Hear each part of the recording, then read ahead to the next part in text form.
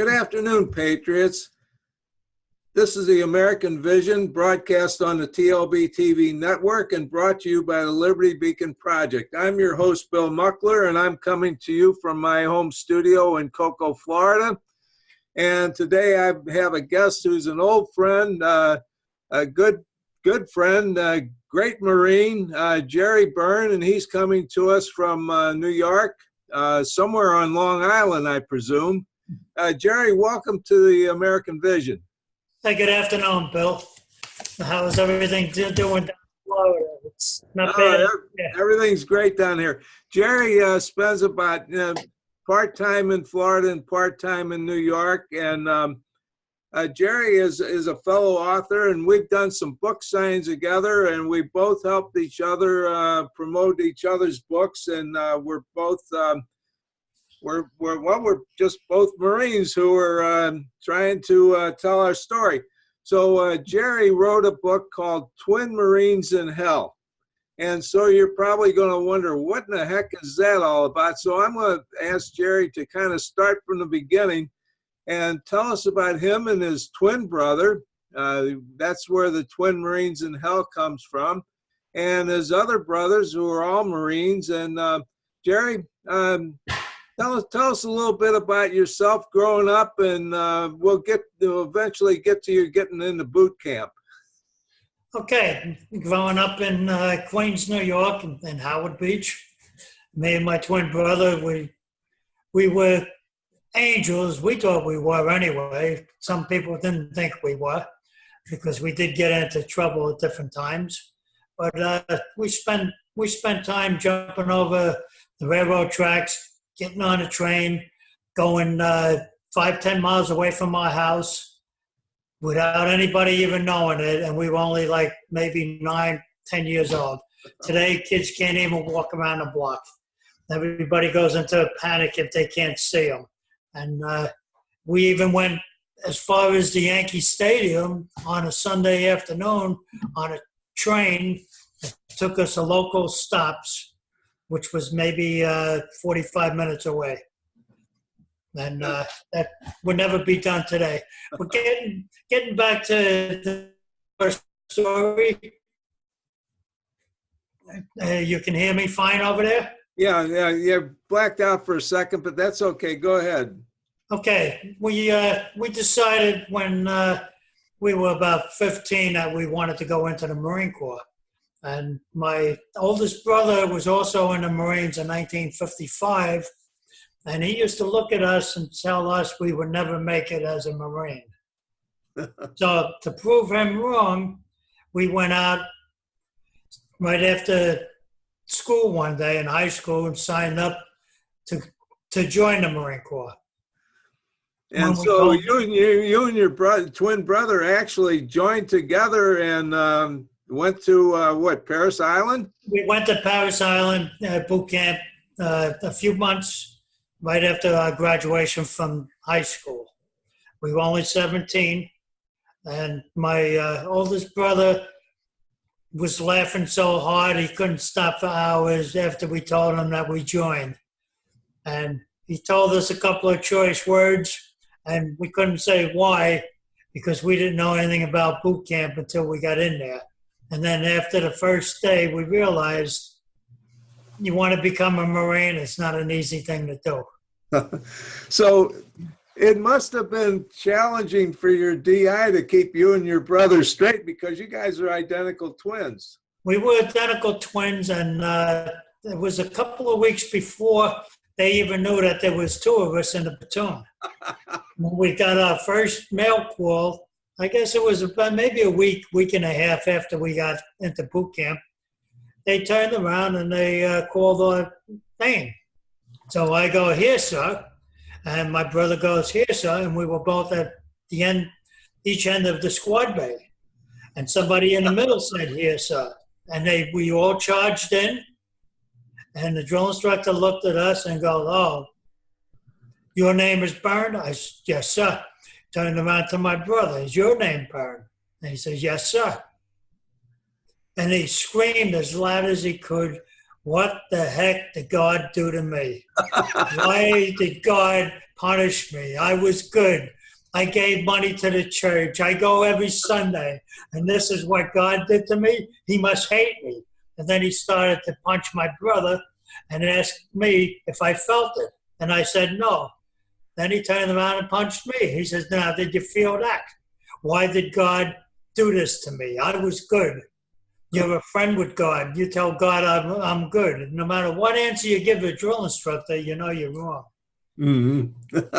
So you know, no matter what you do, you being in the Marine Corps should know that you're always wrong. Yeah, and there's going to be a lot of Marines that will watch this interview and watch us chat, and they'll relate to all this. Are there any other, I guess, kind of funny stories or things that happened to you in Parris Island that you'd like to share with us? Well, we did have one incident. I qualified expert on the rifle range, which was remarkable, considering I never shot a weapon before, and I was so scared. Everything that they told me to do, I did. Every shot was calculated and hoping that it would hit right in the dead center of the bullseye. And I qualified expert, and my brother went UNQ. And that afternoon, after my brother ran around the rifle range screaming about how much of an idiot he was and he was useless, he should never be in the Marine Corps because he couldn't fire a weapon, the drill instructor said, we need somebody to beat the shit out of this guy. So I volunteered knowing that me and my brother can fake a fight. And we, no matter how much you think that we were hurting each other, we weren't. We were like stuntmen. I know you wrote about that in your book, several incidents where you guys really could put on a show and people believed that you guys are really going at it. Well, we were good. We were good at it. And I punched him around. I grabbed him. I flipped him over my shoulder a number of times. I jumped on his chest and gave him another flip, and he went flying across the squad bay.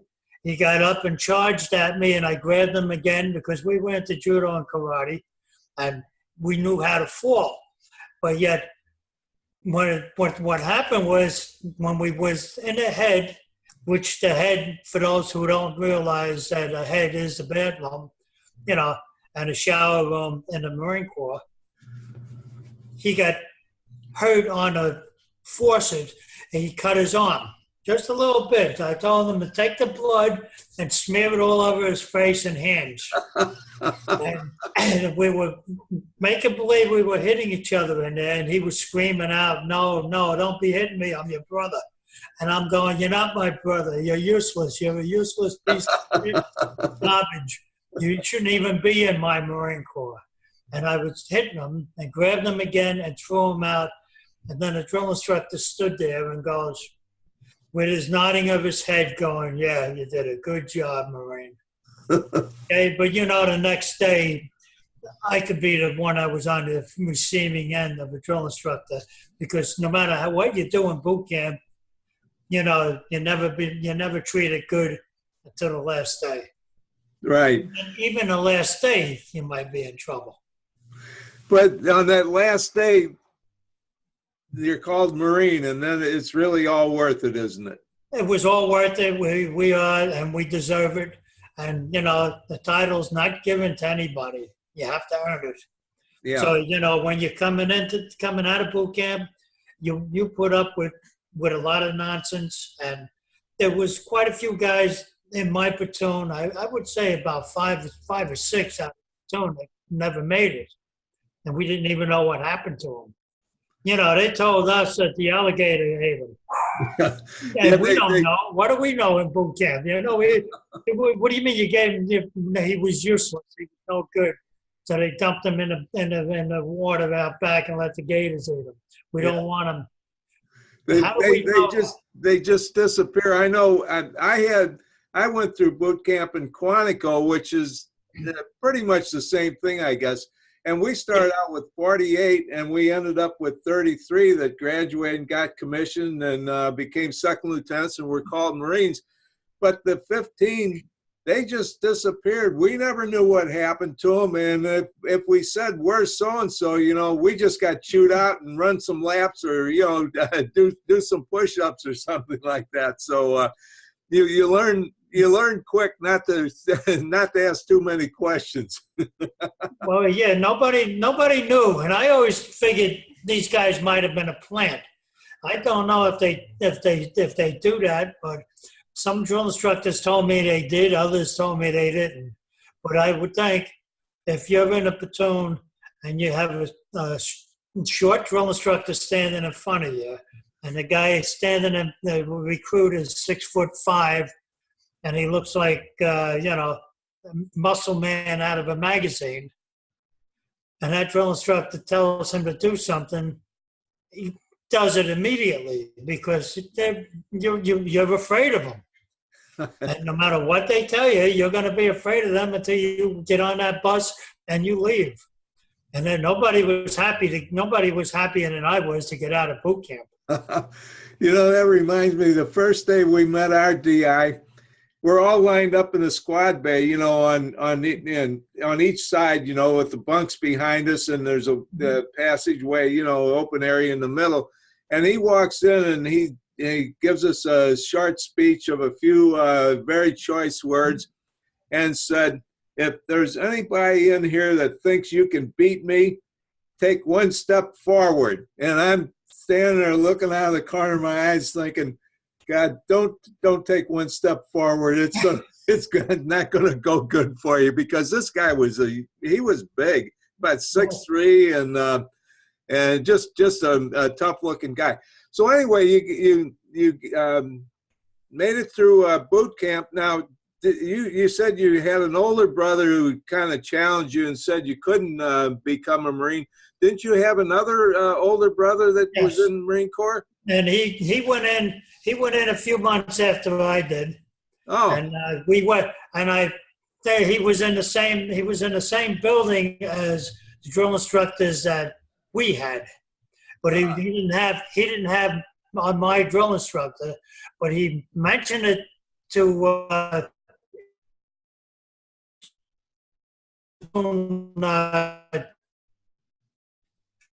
sergeant, drill instructor, that his brothers were just in boot camp and had so-and-so as a master drill instructor.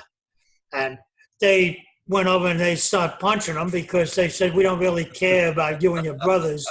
You know, you're just a piece of shit. And this was back in the 60s, 63, 64. You know, and they don't do that today. Yeah.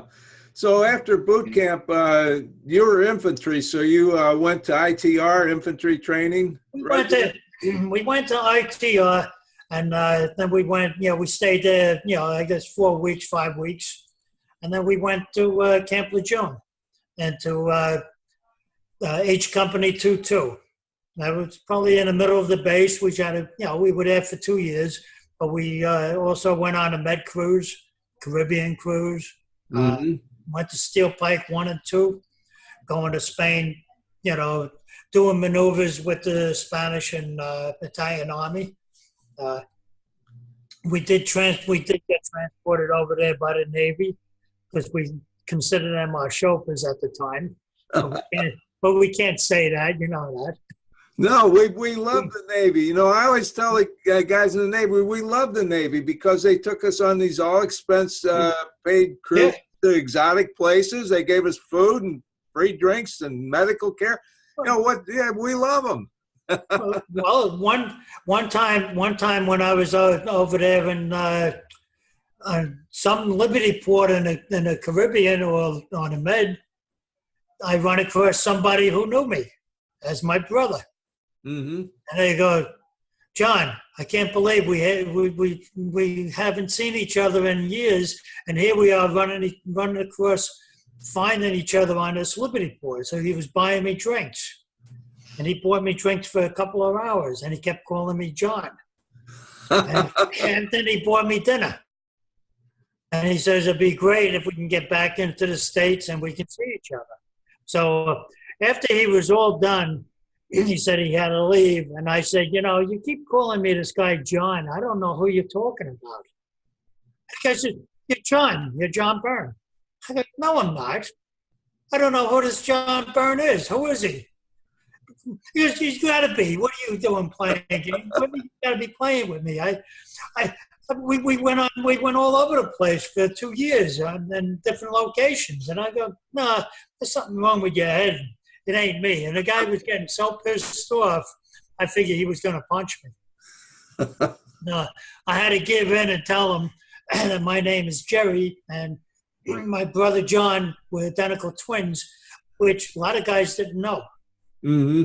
We used to play tricks on each other, and we used to play tricks on girls that we went with up in Yorktown, going back in the '60s. Mm-hmm. If I met somebody, my brother would possibly go out with her, maybe a week or 2 weeks later, and she would say, well, how come you lost so much weight? We were basically about the same weight, give or take 5-10 pounds, depending on what kind of liberty you had or what kind of duty station. Like when I was in Viet Nam, naturally we lost 40, 50 pounds. Mm-hmm. When he came back, he was in California for a month, and the girls didn't know any difference. They just see that we were different weight. And he would say, yeah, sometimes you eat more, sometimes you have to do more work, exercise. Sometimes the Marine Corps would treat you and not feed you.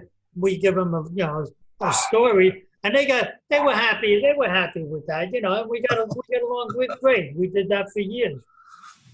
So okay, so now you've had all these experiences and all these tours and everything. What happens with Vietnam? When do you go over there? Well, after 2 years of running around the States and doing things, we had like a 30-day or 35-day cruise going over on a merchant marine ship. I don't know, I can't remember the name, but somebody told me the name of the ship that we were on just recently because they were all on it too. But I can't remember. I don't have that information now. But what happened was these guys were sitting around on a fantail, being in the Navy, with lounge chairs, radio, little portable radios, and they were all sitting around drinking. And I'm going, we're going to the combat zone, Vietnam. And the guy goes, oh, don't worry about it. It's nothing. We've been over there 3 or 4 times already. And I'm going, wow. So that must mean there's no war going on. Well, these guys never left the ship. They never even left the ship to go on land, to go on Liberty in Da Nang or Saigon. But when we went over there, they put us in the middle of a battalion headquarters with mortar rounds going off as far as you can see, rounds being fired, and we're sitting over there 3 or 4 days without a weapon. I'm going, when am I going to get my weapon? And they said, after some rotates back to the States, well, when somebody dies, you'll get their weapon, and then you'll be assigned to company, which I was, K Company 37. So you were in Kilo Company 37. What about your brother? Where was he? But he went over about 6 months after I did. And he was over in Da Nang transporting mail or documents from Da Nang to Chu Lai in a helicopter. And made a mistake. As you know, you never mess around with an officer, and you never tell an officer anything bad or telling an officer to wait, especially when you're a private. But he had the right to tell an officer to get off the helicopter because he had a date with the nurse in Da Nang, and he was in Chu Lai. And he says, I don't really care if you're a captain, because the captain was the lowest one on a plane, on the helicopter with him. So he tells the captain he's got to get off. And he shows the captain his papers stating that he had the right to go on and be the first one on this helicopter. So, naturally the captain left and he got off the helicopter. But, it didn't end there. 3 months later, he no longer has that job. Okay, he's on perimeter of Mag 36 in Chu Lai, which is where I met up with him, and I just happened to be right outside Chu Lai, Mag 36, and that photo that's on the back right here was taken when we were 21, and he came over and he came into my compound so we can celebrate our birthday.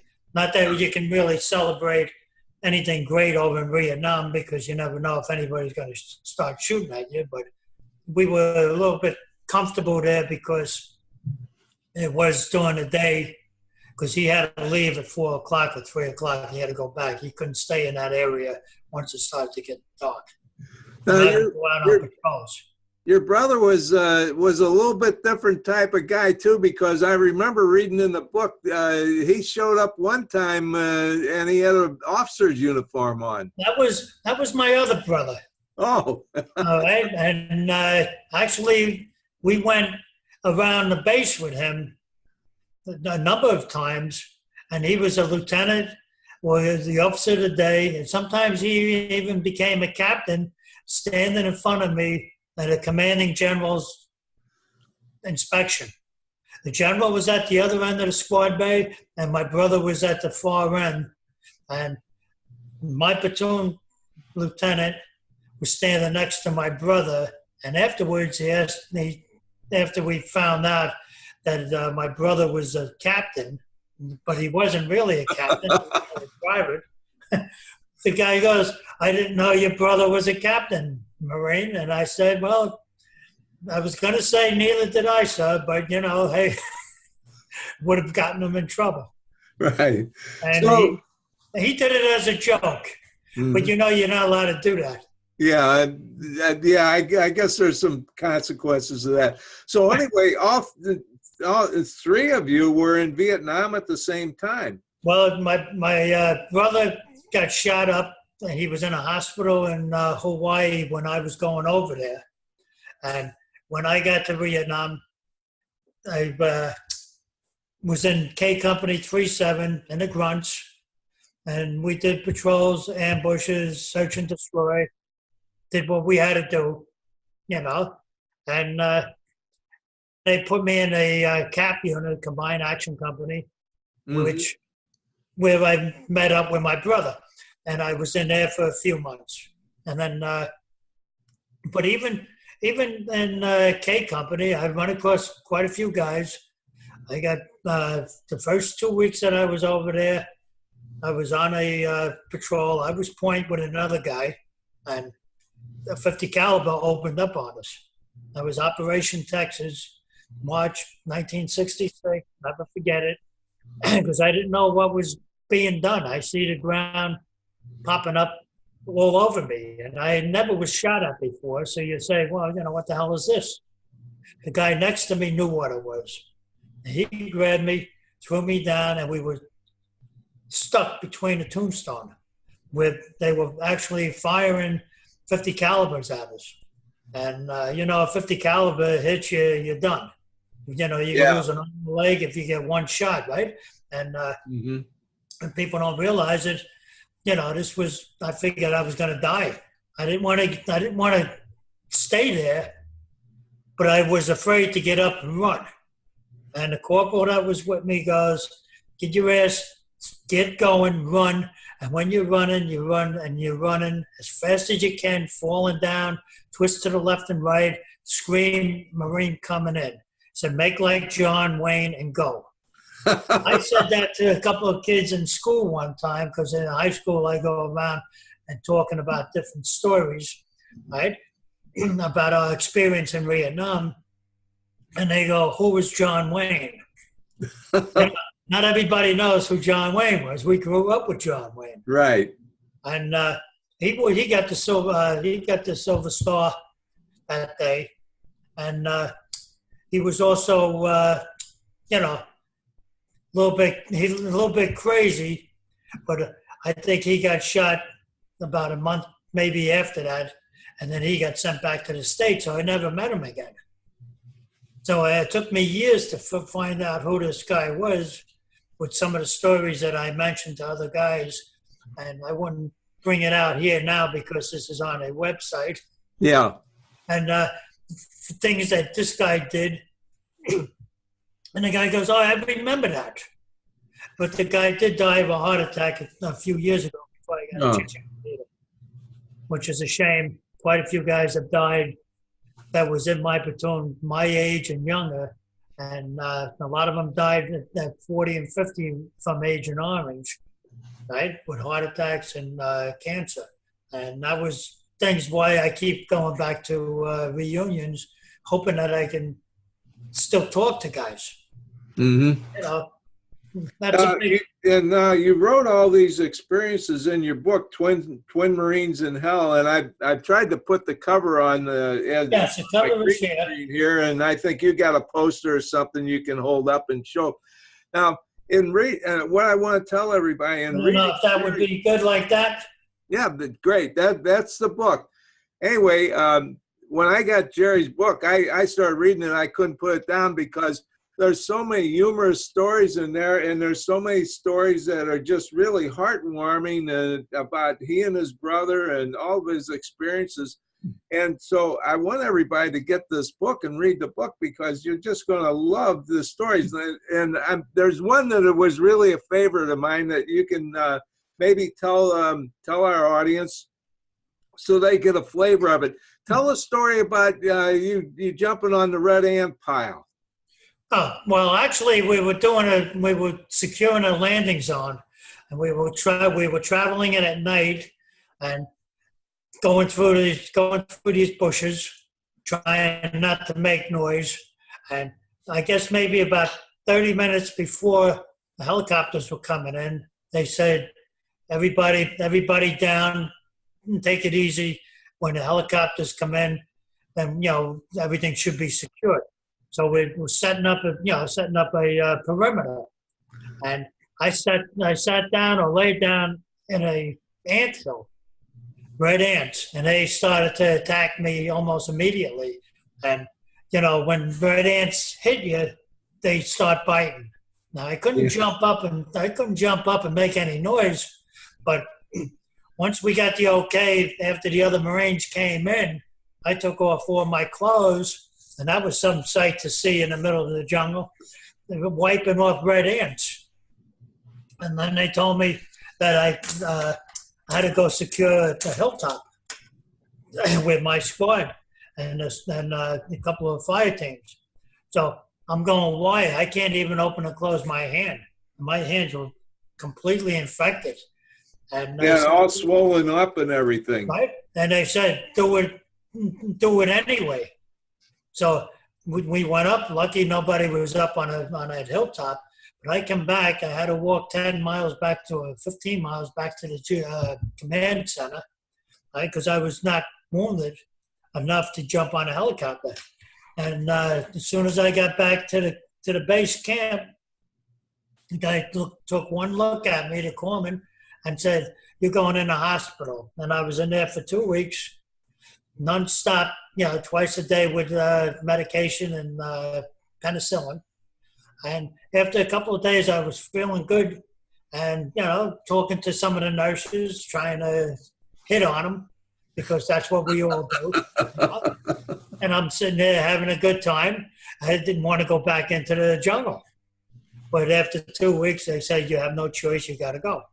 So then back into the jungle I went. But it was only different things that happen that we have to put up with in the jungle. I even paid $5 for an ice cube one time, and the guy goes, "Well, it was a big piece of ice when I left the village because it's so warm and melted down, but it's still got to cost you $5." And you're so happy to get something that's cool and cold. Mm-hmm. That was the first time we had an ice cube in months. So I gave him the $5 for it, which was crazy enough. But we had no reason to spend money anyway. There was nothing else to buy over there. Right. But one time growing up, I had a friend of my brother's who was about maybe 250, 300 pounds, maybe bigger. And he was always pushing us around when we were like 10 years old. And every time he would push us around, he would tell us to go sit in the corner and don't bother him. And he grabbed all the cookies and cakes that we had. So one day we decided to make him a cake and donuts. So we got clay and made believe with baby powder and little sprinkles and stuff. And we had two of these donuts in a box along with the real donuts. And me and my brother was eating the real donuts, and he comes walking into the room with my brother, and he goes, "What do you guys got there?" And we would say, "Nothing. We don't have anything." And he grabbed the box, and he says, "This box is mine." He grabs the donuts. As soon as he bit down, all the clay went inside his teeth, coming down on the top and bottom of his teeth, all that clay and stuff, and he went crazy. We ran out the door, and we were only 10 years old. We jumped over the fence, and we didn't stop running for about a half hour because we knew his hairs would never catch us. But he wanted to kill us. Mm-hmm. So we were afraid to come home until we got the word that he wasn't around.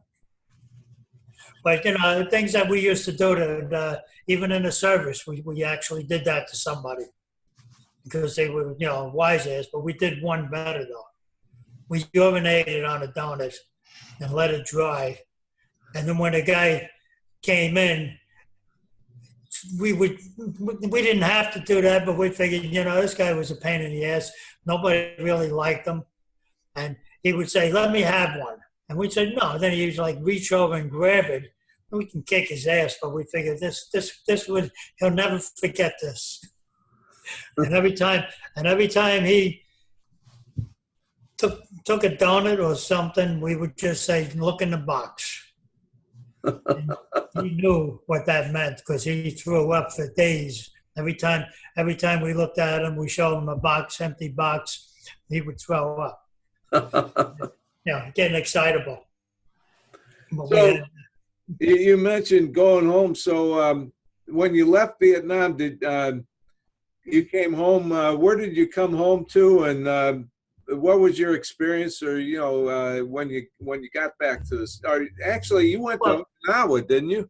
Well, I was in Okinawa for about a month and a half. They made me duty NCO in charge of Liberty, which was a nice duty. But when I asked me what I wanted, he goes, you can have either a day or night working, from 4 o'clock in the afternoon until 8 o'clock the next morning. So that's what I decided to take. Then he says, "Well, you got 1 day on and 1 day off." And I'm going, "What do you mean a day off? I had never had a day off in my whole time in the Marine. The Marines don't give it their time off." So he says, "We do things differently over here." So he gave me 1 day on and 1 day off. I had Liberty from 4 o'clock in the air. I would check people out on Liberty going into the towns from 4 o'clock in the afternoon until 8 o'clock the next morning, which was great because I never had any problems with anybody. Nobody gave me any trouble. They were all happy that they were, coming back in and going on Liberty. If I remember, you were where, at Camp Hansen? We were at Camp Hansen in Okinawa. Yeah, I was at Fatima, and when you say going to town, I guess unless you've been to Okinawa, going into town meant to go to Naha. Well, yeah, I'm not sure. I forgot what everything was over there, but it was just outside the base, and that's what you wanted, was to get away and just walk around and hit some places over there, go around and see what's going on. And and Okinawa was nice. I did have one incident, and you can relate to this, where somebody got mugged outside the gate, and he was an officer. All right. Mm-hmm. No, I'm sorry. He was a PFC, and they had a shakedown, and they had somebody, going around looking to see if they can see if anybody was in the barracks, waking everybody up at 2:00 in the morning. Everybody was standing around, and the guy would march in and, see if they can recognize anyone. And it's pretty tough to recognize a Marine when everybody has a crew cut. Everybody weighs about 160 pounds because we just coming back from Viet Nam. So we all look basically the same. Mm-hmm. So it was kind of tough for someone to point out, right? But there was an incident after that where a Marine who was a private said that an officer punched him on liberty. So he says, what are you going to do about it? So I said, well, since they wanted to wake everybody up on our side, we're going to wake up all the officers. And I had the commander of the base.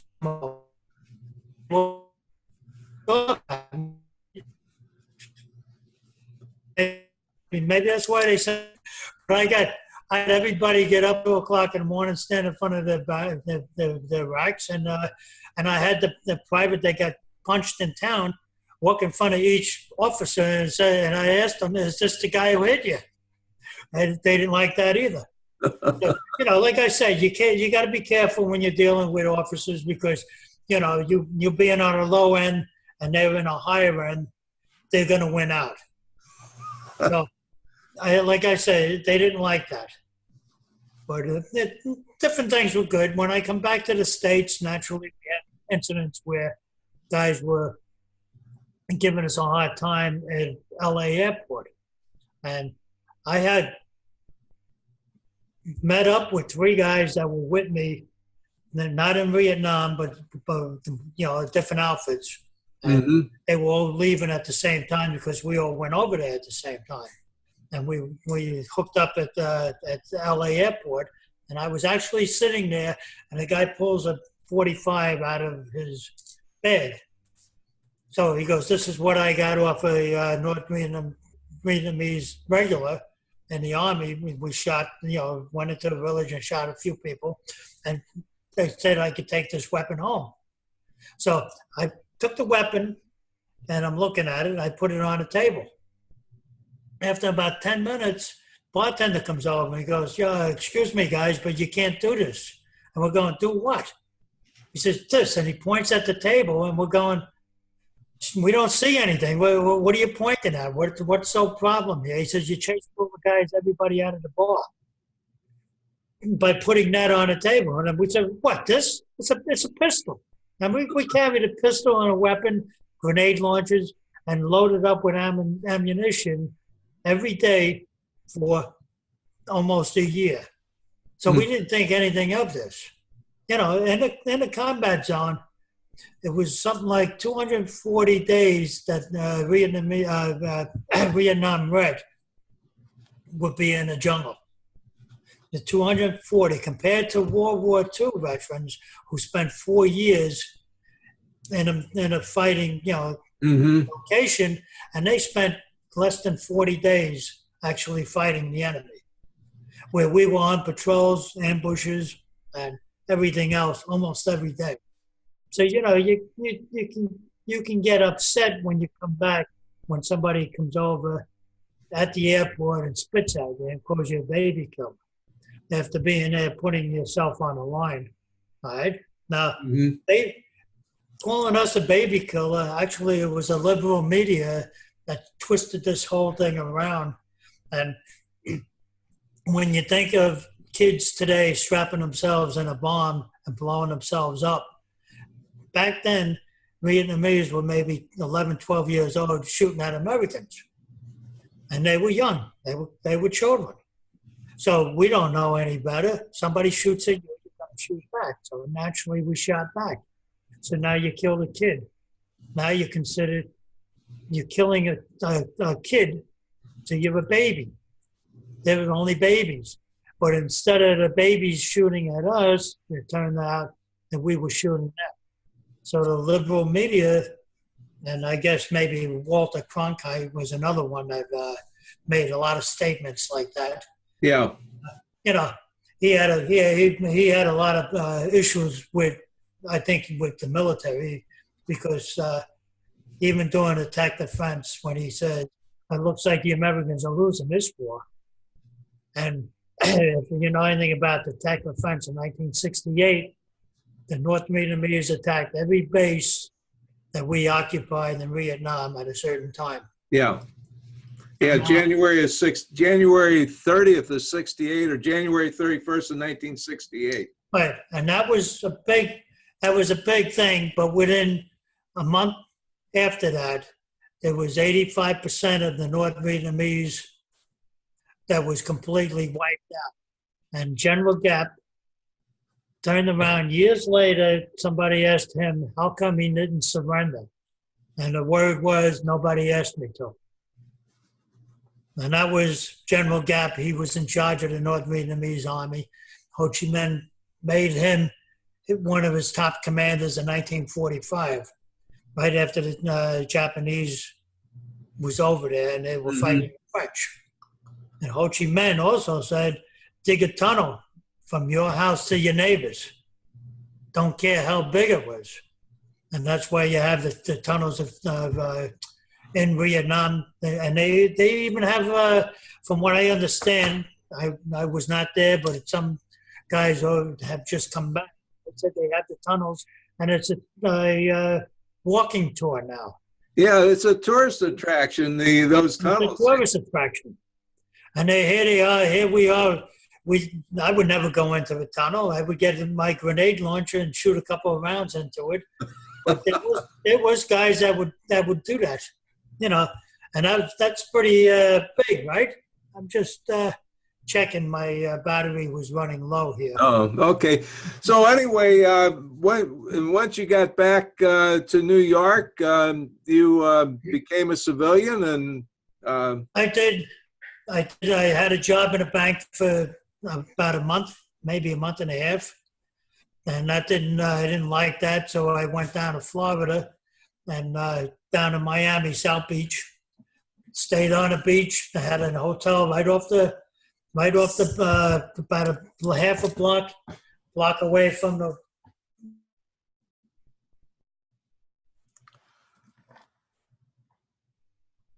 Okay, we're back. We had a little technical problem, and Jerry's going to tell us about his experience in South Beach.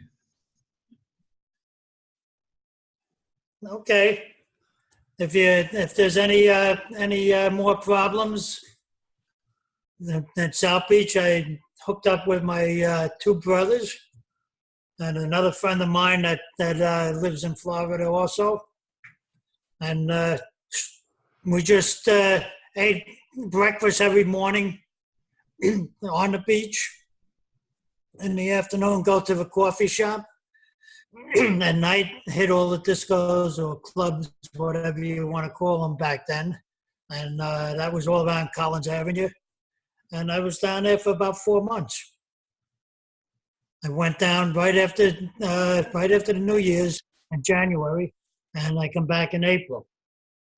And down there was very enjoyable. And we had quite a bit of things going on, but the main thing was enjoying the sunshine, going out, going to the gym, and jumping in and out of different spots and nightclubs. Yeah. We even got kicked out of the big hotels because we thought there was a party going on. So we jumped over to French. And I think it was the Fountain Blue back then. I'm not sure. It was right in near there. And we told the two security guards when they told us to get out of the building, we said, "No, we're going to a party up here." It was a movie star's niece. And they go, "They're not in this hotel. They're in the one down the block." So they said, "Get out." And they both pulled out their weapons. So I guess back then, you know, you didn't have to they didn't put up with the nonsense that they put up with today. But these guys took out their 38s and said, "We're not going to ask you twice to leave." So back in the 60s, I guess things were a little bit different down in the South. Yeah, for sure. So tell everybody about your book, though, and what how you went about writing it, and I know, and tell us where we can get it, because guys, you're really going to love this book. This is just a fantastic book. Well, we got it. You can get it on Amazon.com. And go to Jerry Byrne, Twin Marines in Hell, and just click on the book, either the Kindle or the hardcover.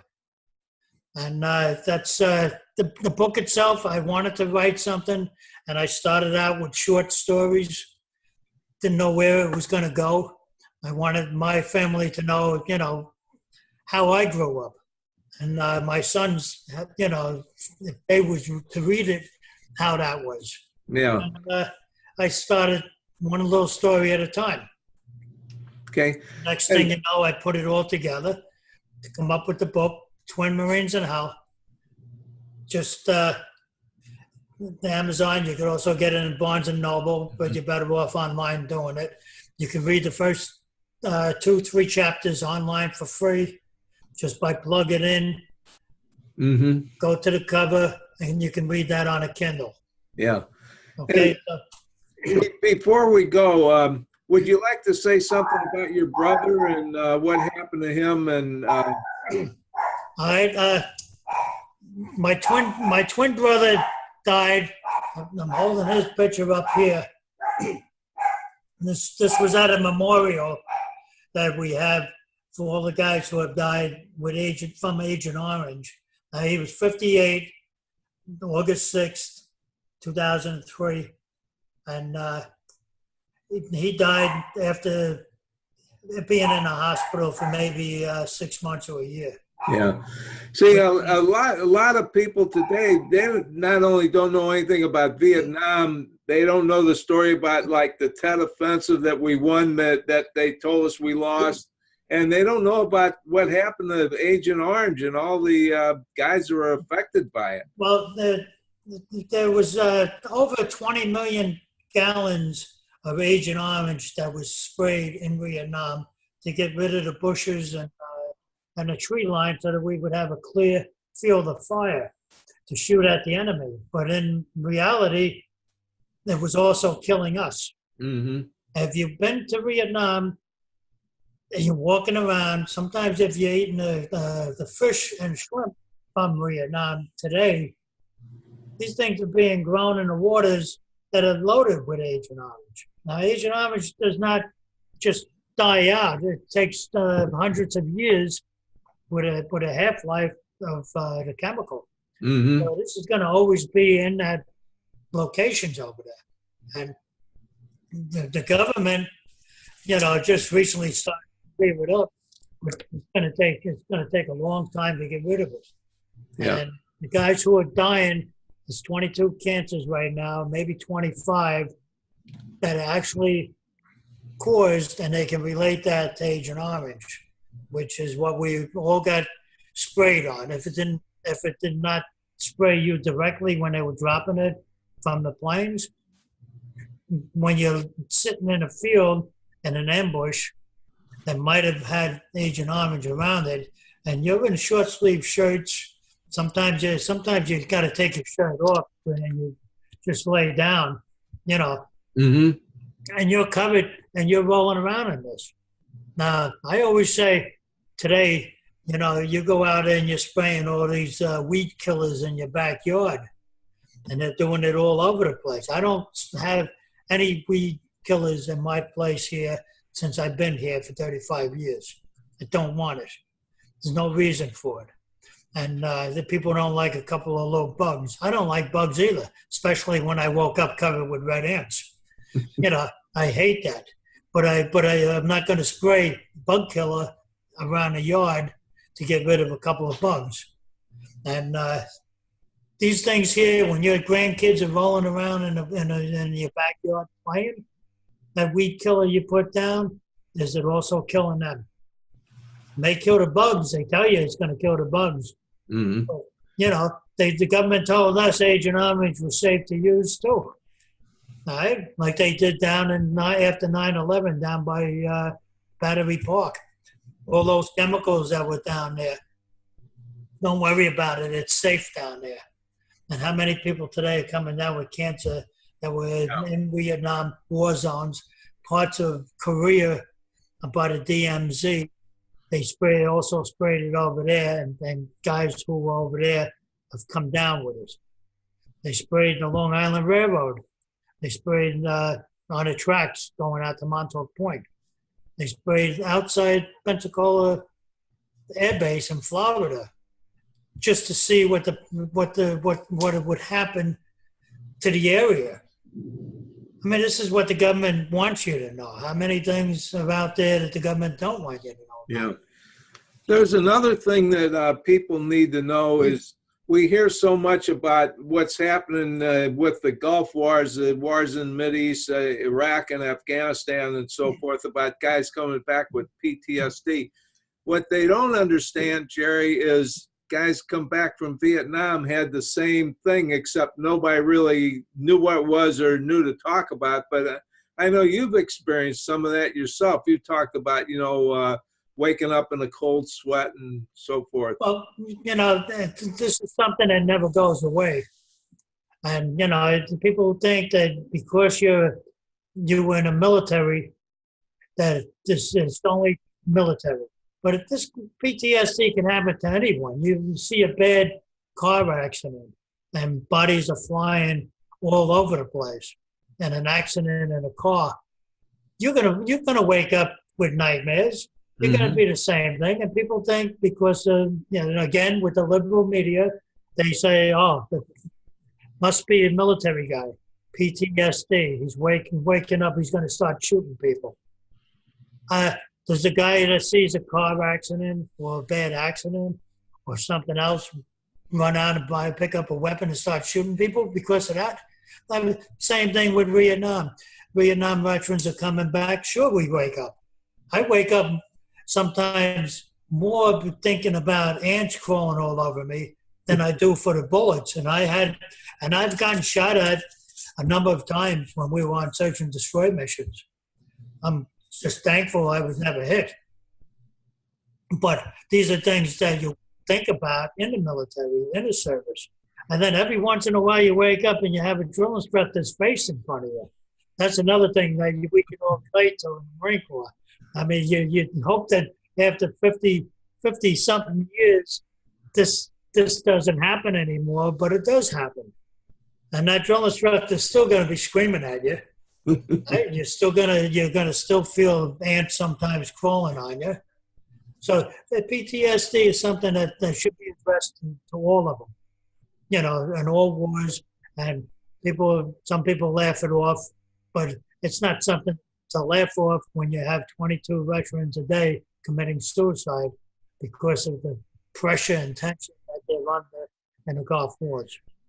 And let's face it, you got guys coming over there and they've been back there 5 or 6 times. How do you tell somebody to go back over there and you're constantly worried about somebody jumping out of an area shooting at when his family's back here? There's a lot. I feel for the guys. So when you see a veteran, and I say that to everybody, thank him for his service, because you don't realize what they go through, putting themselves out for us, for the USA. Yeah. And when people condemn us, you can condemn the war, don't condemn the warrior. Because the warrior is the one that's got to take up the battle line. And no matter how you look at it, we all had to put up with that nonsense. Yeah.